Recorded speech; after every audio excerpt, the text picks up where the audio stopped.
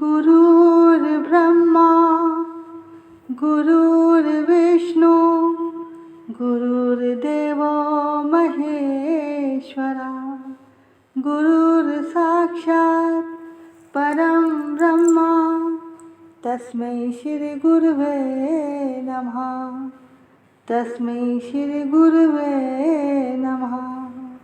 नारायणं नमस्कृत्य नरं चैव नरोत्तमं देवीं सरस्वतीं व्यासं ततो जयमुदीरयेत्।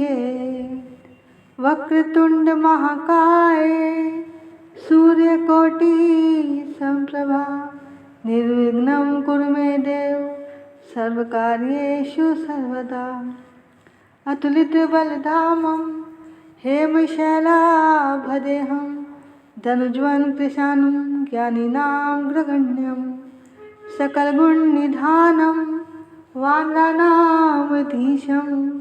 रघुपतिप्रियभक्तं वातजातं नमामि। हरे कृष्णा कृष्ण कृष्ण हरे हरे हरे राम राम राम हरे हरे। श्री राधा मेरी स्वामिनी मैं राधा जी को दास। जन्म जन्म मोहे दीजियो श्री वृंदावन वास। जन्म जन्म मोहे दीजियो श्री वृंदावन वास। सब द्वारन को छोड़ के आई आप जी के द्वार। हे वृषभानु की लाडली जरा मेरी ओर निहार। जरा मेरी ओर निहार। श्री कृष्ण गोविंद हरे मुरारी हे नाथ नारायण वासुदेवा।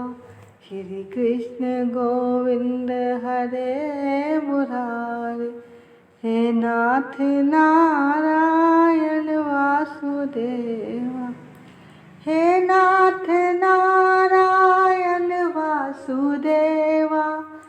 हे नाथ नारायण वासुदेवा। श्री कृष्ण गोविंद हरे मुरारी हे नाथ नारायण वासुदेवा। भजो निताई गौर राधे श्याम। भजो हरे कृष्णा हरे राम। भजो निताई गौर राधे श्याम। भजो हरे कृष्णा हरे राम।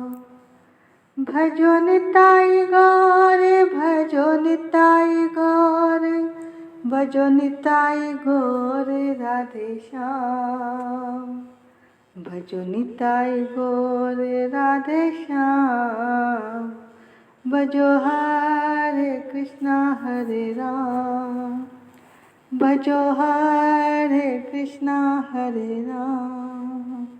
भजो हरे कृष्णा हरे राम। सभी प्रभु प्रेमियों को मुझ कृष्ण प्रिया किशोरी दासी की ओर से वृंदावन से राधे राधे राधे राधे प्रणाम वंदन। बोलिए राधा रानी सरकार की जय। वृंदावन धाम की जय। सद्गुरुदेव महाराज की जय। बांके बिहारी लाल की जय। राधा वल्लभ लाल की जय। राधा रमण लाल की जय। चराचर में बसने वाले परमात्मा की जय। दिव्य कार्तिक मास की जय। प्रभु प्रेम देने वाले मास की जय। जय जय श्री राधे। जय जय श्री राधे। जय जय श्री राधे निताई गौर हरि बोल। प्रेम से कथा सुनता जा, चाहे तान के चादर सुनता जा, ये कथा तुझे पार लगाएगी, तू प्रभु की कथा को सुनता जा। देखो, अगर आप कथा को बड़े प्रेम से, ध्यान से, लगन से लगातार सुनोगे तो कथा आपके जीवन में कोई ना कोई चमत्कार अवश्य लाएगी। जो भी सच्चे हृदय से, नियम से इन कथाओं को, भगवत प्रेम कथाओं को प्रेम से सुन रहा है, कथा महारानी की कृपा उस पर अवश्य होगी। कोई ना कोई शुभ घटना आपके साथ अवश्य होगी। अभी हमारे पास कितने लोगों के फ़ोन आए हैं। 4 दिन पहले एक बहन का फ़ोन आया, उसने अपना अनुभव बताया कि देवी जी, जब से ये भगवत प्रेम कथा सुन रहे हैं, आपने जो पहले देवी भागवत जी की कथा सुनाई थी वो हमने पूरी व्रत रख के सुनी है, नवरात्रों में जो सुनाई थी। तो उन्होंने बताया कि देवी भागवत जी को सुनने के बाद हमारे साथ एक घटना घटी।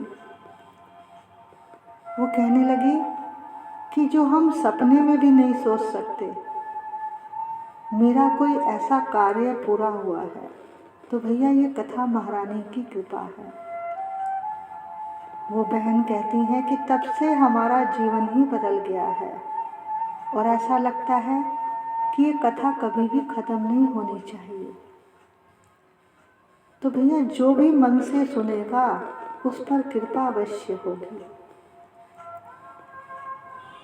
अब दूसरे परिवार से फ़ोन आया कि हम कार्तिक मास की, जब से ये कार्तिक प्रेम कथा सुन रहे हैं आपकी, इसके 10 दिन के बाद ही हमारा 14 साल पहले जो बेटा चला गया था घर छोड़कर, वो बेटा वापस आ गया है। तो देखो भैया, ये कोई छोटी बात नहीं है, कितनी बड़ी बात। जो असंभव है वो भी संभव हो गया। और एक का और फ़ोन आया कि हमारे पैसे कई साल से फंसे हुए थे किसी के पास, 10 साल से। जिसने लिए थे वो दे ही नहीं रहा था। लेकिन वो कहने लगी कि कथा सुनते सुनते हमारे मन में ये भाव था कि काश हमारे पैसे मिल जाएं। तो कहते हैं कि उन्होंने बताया कि कथा महारानी की ऐसी कृपा हुई कि वो व्यक्ति खुद ही पैसे लौटाने आ गया। तो देखो भैया, जिसका जैसा भाव रहा होगा उसे वैसे ही सब कुछ मिल रहा है। लेकिन सबसे बड़ी बात तो ये है कि आप जितने भी लोग कथा सुन रहे हैं, आप सब पर बहुत बहुत ही कृपा है राधा रानी की, ठाकुर जी की। क्योंकि आप लगातार नियम से रोज़ाना कथा सुन रहे हैं। और सबसे बड़ा चमत्कार तो यही है अपने आप में कि आपकी आध्यात्मिक उन्नति हो रही है। आप एक आम इंसान से इस समय भगत बन चुके हैं, भगत बन गए हैं। अरे, इन प्रभु प्रेम कथा को सुनते रहने से आप पर और भी प्रभु कृपा करेंगे, ये आप खुद ही कुछ समय में जान जाओगे। अब कई लोग कहते हैं हमारे पास समय ही नहीं है कथा सुनने का, जरा सा भी कथा सुनने का समय नहीं है, हम कहाँ से सुने। देखो भैया, जहाँ चाह होती है ना, वहाँ राह अपने आप निकल आती है। क्या भोजन के लिए समय नहीं निकालते? क्या सोने के लिए समय नहीं निकालते? क्या घर में आने के लिए समय नहीं निकालते? अरे, हर बात के लिए समय है, पर समय नहीं है तो भगवान की कथा सुनने के लिए नहीं है। लेकिन भैया, जिसने समय निकालना है वो चाहे कहीं से भी निकाले, उसके पास समय निकल ही आता है। एक भक्त हैं पंजाब के, जिन्होंने हमें बताया कि उनके पास कथा सुनने का जरा भी समय नहीं है, पर कथा सुनने का मन बहुत है। तो जब उनका सच्चा मन है कथा के लिए, तो भैया कथा महारानी कोई ना कोई कृपा, कोई रास्ता अवश्य निकालती हैं। तो जानते हो उन्होंने बताया कि उन्होंने क्या किया, उस भक्त ने, कि मैं जब स्नान करता हूँ तो साथ साथ कथा सुन लेता हूँ। स्नान से लेकर तैयार होने तक कथा हो जाती है और आरती के समय जोत जलाकर भगवान और तुलसी की आरती भी हम लोग कर लेते हैं। तो भैया जहाँ चाह होती है राह अपने आप ही निकल आती है। अब देखो समय निकला ना, चाहे कहीं से भी निकला, कथा कान में पड़नी चाहिए। अरे कथा कान में पड़ गई ना, तो ये कान से हृदय में चली गई तो इससे आपका जीवन ही बदल जाएगा। आपने उड़िया बाबा का नाम तो सुना होगा, बहुत बड़े संत हुए, उनके अनेकों हजारों लाखों शिष्य थे। वो लोग बाबा का दर्शन करने आया करते थे और बाबा जो थे बहुत भजन भक्ति करते थे। पहले तो उनके इतने शिष्य नहीं थे, लेकिन जब उनकी भक्ति बढ़ गई तो लोग उनका दर्शन करने के लिए आने लगे। अब लोगों की भीड़ लगी रहती, अब उनके पास अलग से एकांत में भजन कीर्तन करने का समय नहीं मिलता था। अब उन्होंने सोचा कि ऐसे तो मैं भगवान से दूर हो जाऊंगा, तो मुझे क्या करना चाहिए। जानते हो वो क्या किया करते थे? जब भी लोग उनके पास आते, भीड़ लगी रहती उनके दर्शन के लिए, तो वो सबसे कहते कि मैं ज़रा अभी आया, मैं शौच जा रहा हूँ। और जानते हो वो घंटों लैट्रिन में बैठकर नाम जप किया करते थे और फिर बाहर आते थे। पर उन्होंने नाम जाप नहीं छोड़ा। तो भैया भगवान तो भाव देखते हैं, कैसे भी सुनो पर कथा सत्संग सुनो।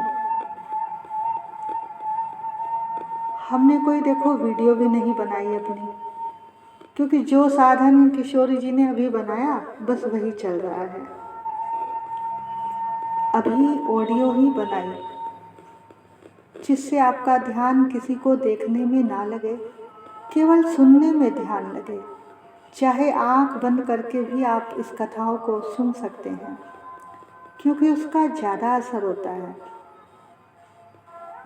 जितने प्रभु प्रेमी हैं जो कथा सुन रहे हैं, वो प्यार से बस सुनते जाएं, इस भगवती प्रेम गंगा में गोते लगाते रहें। आप सबके साथ एक सुंदर सी घटना जरूर घटेगी। अब किसी बहन ने हमसे पूछा कि क्या इस महीने लहसुन प्याज भी खाना चाहिए या नहीं। अरे भैया इतना तो आप सबको पता होना चाहिए कि जब आप इतना बड़ा काम कर रहे हो, पूरे महीने कथा सुन रहे हो, इतना पवित्र महीना है, तो इसमें तो सात्विक भोजन ही करना चाहिए। तो भैया जो काम करो तो पूरे नियम से करो, तो सात्विक भोजन करना चाहिए, तभी तो भक्ति महारानी आपके भीतर आएंगी। बस जो भी आप भगवान को भोग लगा सकते हो वही आपको प्रसाद पाना है। अब आप देखो कि आपको तो प्रभु का प्रसाद पाना है या अपनी जीभ का स्वाद देखना है। अब कई माताएं कहती हैं कि सबका भोजन घर में प्याज वाला बनाना पड़ता है। अरे तो आपने ही तो बनाना है, तो अपनी सब्जी यानी ठाकुर जी को भोग लगाने के लिए बिना प्याज वाली सब्जी पहले निकाल लो। अरे रास्ते तो बहुत हैं, अगर इस रास्ते पे चलना हो तो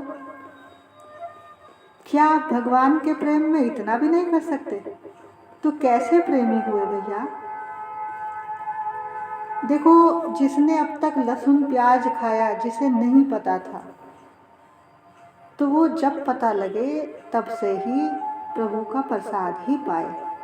अब देखो, ये जो लास्ट दिन आ रहे हैं, एक तो ये आंवला नवमी का दिन, दूसरा ये 4 तारीख से 8 तारीख के जो दिन हैं, तो जितने नियम आप कर सकते हो जो आपने अभी तक पूरा महीने नहीं किए, तो वो आप इन 5 दिनों में अवश्य करें। जिसने सुबह उठकर स्नान नहीं किया, वो 4 बजे से 4:45 बजे के बीच बीच ब्रह्म मुहूर्त में इन 5 दिन, आखिरी के जो ये 5 दिन हैं, इनमें स्नान अवश्य करें और तुलसी की पूजा करें। तुलसी की पूजा करें, आरती करें, और 4 तारीख को एकादशी है, एकादशी का व्रत भी रखें। इस एकादशी को व्रत रखने का अर्थ है सारी एकादशियां का फल मिलेगा आपको। देखो, ये इतना सुंदर महीना है कार्तिक का, जो चाहो वही आपको मिल सकता है। इतना पावन और पवित्र महीना है ये। आइए अब आज की कहानी की ओर चलते हैं। किसी गांव में एक ब्राह्मण की कन्या थी। वह कार्तिक मास में तुलसी जी की सेवा करती थी। दीपक जलाकर आरती पूजा भी करती थी। एक दिन तुलसी माता जी साक्षात प्रकट होकर बोली कि एक चौकी पर बैठकर लाल कपड़ा बिछाकर तुलसा माई बोलोगी तो तुम फूल बन जाओगी। अगर कोई लाल पीले फूल तोड़ेगा तो हीरे मोती खूब मिलेंगे, और अगर कोई काले हरे फूल तोड़ेगा तो तुम अंधी हो जाओगी। ये बात सुनकर ब्राह्मण की कन्या ने अपनी माँ से कही, तो उसकी माँ ने ऐसा ही किया, तो उसे खूब सारे हीरे मोती मिल गए। एक दिन उधर से एक राजा का लड़का जा रहा था।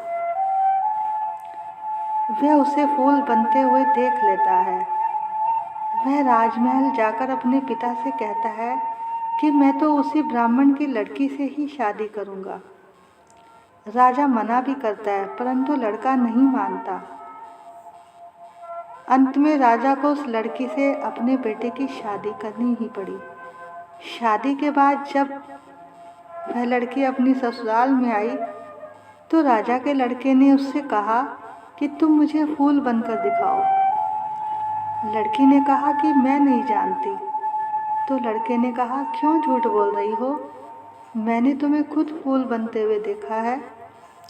तब उस लड़की ने सारी बात बता दी और कहा कि अगर तुम लाल पीले फूल तोड़ोगे तो हीरे मोती भर जाएंगे, अगर कोई काले हरे रंग के फूल तोड़ेगा तो मैं अंधी हो जाऊंगी। ये सब बातें उन दोनों की दूसरी रानी ने सुन ली। एक दिन राजा का बेटा किसी काम से बाहर जाता है। इधर वो दूसरी रानी उस लड़की को बहला फुसलाकर फूल बनने को कहती है। तब उस रानी ने लाल पीले फूलों की बजाय काले हरे फूल तोड़ लिए। इस पर वो लड़की अंधी हो गई। राजा का बेटा जब बाहर से आता है तो उसे सारी बात समझ में आ जाती है। राजा का बेटा उसे उसके माँ बाप के पास भेज देता है। सपने में तुलसी माता आती है और कहती है कि तू जाग रही है कि सो रही है, उस कन्या से। तो वो कन्या कहती है कि ना मैं सो रही हूँ ना मैं जाग रही हूँ, मैं तो चिंता में पड़ी हुई हूँ। तुलसी माता ने कहा कि तू फिर से तुलसी की सेवा कर। तो उसने ऐसा ही किया और उसकी आंखें ठीक हो गई। जब राजा के बेटे को इस बात का पता चला तो वो बाजे गाजे के साथ उसे अपने घर ले आया और दूसरी रानी को सजा दी। हे तुलसी माता, जैसे आपने ब्राह्मण के कन्या का मान सम्मान बढ़ाया, उसका कल्याण किया, इसी तरह से आपकी कथा जो भी सुन रहा है उसका भी कल्याण करना। बोलो तुलसी माता की जय। आइए अब कार्तिक मास के महात्म की ओर चलते हैं। राजा पृथु ने नारद जी से कहा कि अब आप इसके उद्यापन की विधि भी बताइए, क्योंकि कार्तिक मास अब समाप्त होने को है।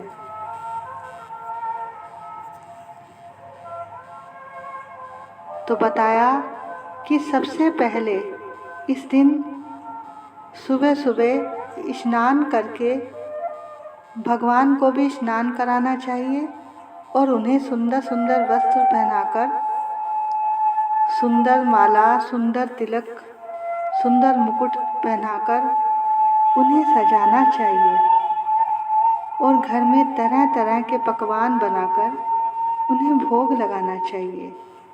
इसके साथ ब्राह्मण और उनकी पत्नी को खाना खिलाकर यथाशक्ति दान दक्षिणा देनी चाहिए। यदि कोई ब्राह्मण ना मिले और या फिर किसी के अंदर इतनी सामर्थ्य नहीं है भोजन कराने की, तो उसे गाय को चारा खिला देना चाहिए, गाय को भरपेट भोजन करा देना चाहिए और तुलसी जी की यथाविधि पूजन करना चाहिए और पूरे घर में दीपमाला करनी चाहिए। गाय, पीपल और वटवृक्ष का पूजन करना चाहिए, क्योंकि पीपल विष्णु जी का है और वटवृक्ष शिव जी का रूप है। इसी प्रकार पलाश ब्रह्मा जी का रूप है। ये सुनकर ऋषियों ने पूछा कि हे सूर्य महाराज, ब्रह्मा विष्णु महेश वृक्ष रूप क्यों हुए, कृपया हमें बताएं। तो सूर्य जी कहने लगे, हे ऋषियों, किसी समय में शिवजी और पार्वती एकांत में विराजमान थे कि उस समय देवताओं द्वारा भेजे गए अग्निदेव ने उनके एकांत में विघ्न उत्पन्न कर दिया। इस पर देवी पार्वती ने क्रोधित होकर उन्हें श्राप दे दिया कि तुम वृक्ष रूप हो जाओ। तब विष्णु जी गया में जाकर पीपल और शिव जी काशी में जाकर अक्षयवट और ब्रह्मा जी पलाश रूप हो गए। तभी से पीपल और वटवृक्ष का पूजन होता है। तब ऋषियों ने पूछा कि हे महाराज, शनिवार को पीपल का पूजन होता है मगर रविवार को नहीं, इसका क्या कारण है? तब सूर्य जी बोले कि हे ऋषियों, समुद्र मंथन के समय 14 रत्न में से कौस्तुभ मणि तथा लक्ष्मी जी को प्राप्त करने के बाद श्री हरि ने लक्ष्मी जी से विवाह करने की इच्छा प्रकट की। तब लक्ष्मी जी ने कहा कि मेरी बड़ी बहन दरिद्रा अभी अविवाहित है, पहले उसका विवाह होना चाहिए। ये सुनकर श्री हरि ने लक्ष्मी जी की बड़ी बहन को उदालक ऋषि को सौंप दिया। यद्यपि जो दरिद्रा थी बड़ी कुरूप थी, भगवान की आज्ञा मानकर उदालक ऋषि उसे अपने आश्रम में ले आए। आश्रम में आकर दरिद्रा ने देखा कि वहाँ तो वेद पाठ और पूजन और हवन हो रहा है।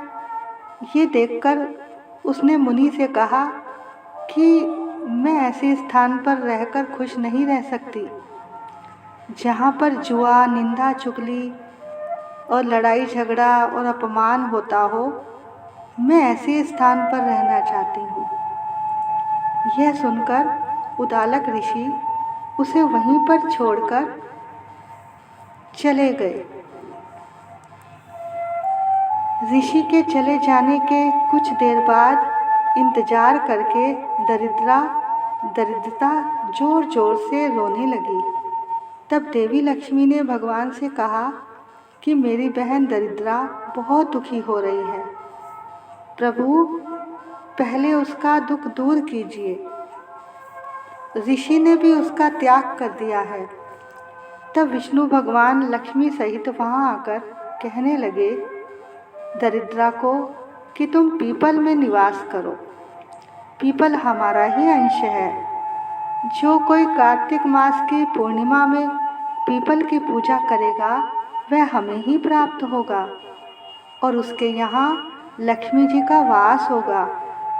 जो कोई शनिवार को सूत लपेटकर तुम्हारा पूजन करेगा उसके सब मनोरथ पूर्ण होंगे, परंतु रविवार को जो तुम्हारा स्पर्श करेगा वह दरिद्री हो जाएगा। इतना कहकर भगवान श्री हरि देवी लक्ष्मी सहित अंतर्ध्यान हो गए। तब सूत जी ऋषियों को कहते हैं कि जो भी इस कथा को पढ़ता या सुनता है उसे बद्रीनाथ जाने की यात्रा जितना फल मिलता है। बोले बद्रीनाथ भगवान की जय। चराचर में बसने वाले परमात्मा की जय। कार्तिक मास की जय। प्रभु प्रेम देने वाले मास की जय। राधा रानी सरकार की जय। जय जय श्री राधे, जय जय श्री राधे, जय जय श्री राधे। निताई गौर हरि बोल। सभी को राधे राधे, राधे राधे।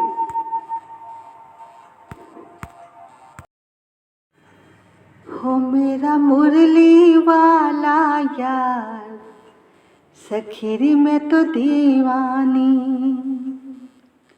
हो मेरा मुरली वाला यार, सखीरी में तो दीवानी। दीवानी दीवानी दीवानी मस्तानी। हो मुझे हो गया, हो मुझे हो गया उनसे प्यार, सखीरी में तो दीवानी। हो मेरा मुरली वाला यार, सखीरी में तो दीवानी। हरी हरी चूड़ियाँ मांग सिंदूरी, लाल चुनरिया ओढ़े गोरी। मेरा पिया मेरा श्रृंगार, सखीरी में तो दीवानी। हो मेरा मुरली वाला यार, सखीरी में तो दीवानी। बिन सूरज के रजनी कैसी, बिन साजन के सजनी कैसी। हो मुझे अपना बनाया दिलदार, सखीरी में तो दीवानी। हो मुझे हो गया उनसे प्यार, सखीरी में तो दीवानी। राधा रमण से प्यार बढ़ाया, राधा रमण से प्यार बढ़ाया। मेरे सिर पर उनका साया, मेरे सिर पर उनका साया। हो मेरा दिन दिन बढ़ता प्यार, सखीरी में तो दीवानी। हो मेरा दिन दिन बढ़ता प्यार, सखीरी में तो दीवानी। हो मेरा मुरली वाला यार, सखीरी में तो दीवानी। दीवानी मस्तानी। हो मुझे हो गया उनसे प्यार, सखीरी में तो दीवानी, सखीरी में तो दीवानी। ओम जय जगदीश हरे, स्वामी जय जगदीश हरे।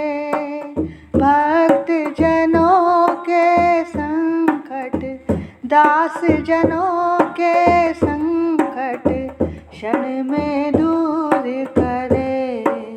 ओम जय जगदीश हरे। जो ध्यावे फल पावे,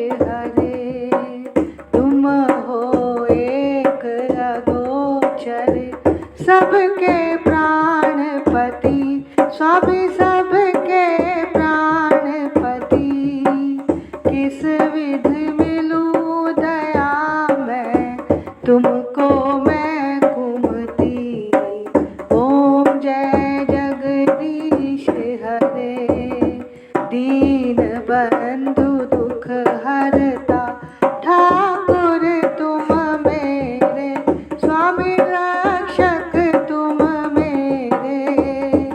करुणा हस्त बढ़ाओ, अपनी शरण लगाओ, द्वार पड़ा तेरे।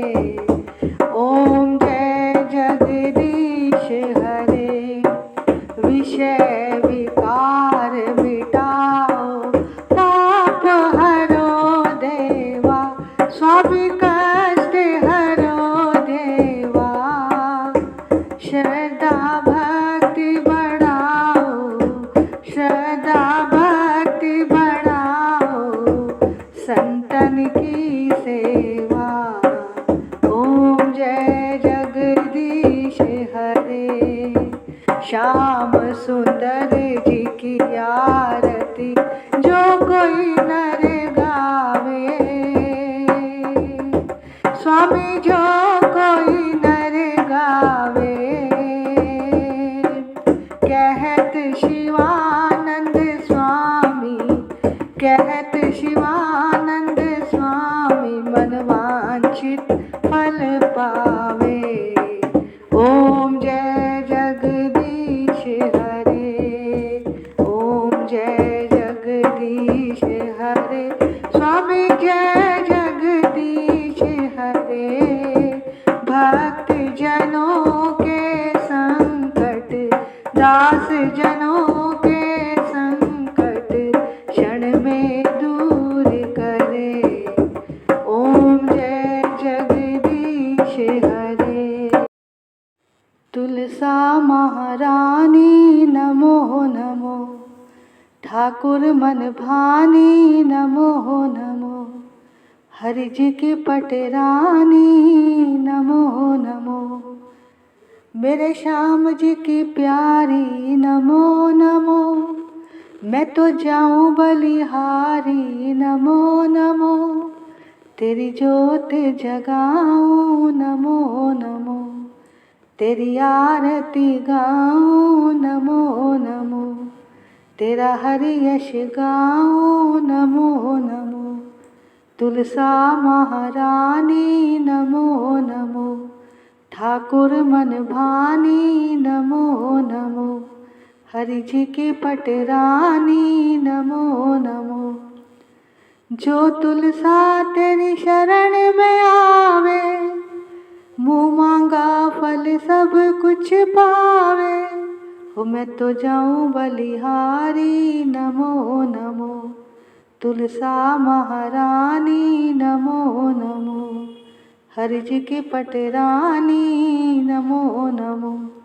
धन तुलसी पूरण तप कीना, हरि चरणन अर्पण मन कीना। शालिग्राम जी की प्यारी नमो नमो, तुलसा महारानी नमो नमो। जो तुलसी तेरी आरती गावे, बस बैकुंठ अमर पद पावे। तेरी महिमा सबसे न्यारी नमो नमो, तुलसा महारानी नमो नमो, हरि जी की पटरानी नमो नमो। बोलो तुलसा महारानी की जय, कार्तिक मास की जय, बांके बिहारी लाल की जय, राधा वल्लभ लाल की जय, राधा रमण लाल की जय। देखो भैया, ये आपका कार्तिक मास की रोज की कथा का महात्म और तुलसी आरती, उसका पूरा पैकेज तैयार कर दिया है। बस आपको रोज़ सुबह ब्रह्म मुहूर्त में उठना है, उठकर स्नान करना है और इस कथा को बड़े ही प्रेम से और भाव से सुनना है। इसके बाद तुलसी जी की पूजा और आरती करनी है। और जैसा कि यहाँ कथा के बाद सब कुछ दे रखा है आपकी सुविधा के लिए, और बस आपने करना क्या है, आपका क्या व्रत और नियम है, आप बस प्रेम से इस कथा को सुनना बैठकर आराम से सुबह ब्रह्म मुहूर्त में, और उसके बाद अपनी आरती की थाली सजाकर बैठना।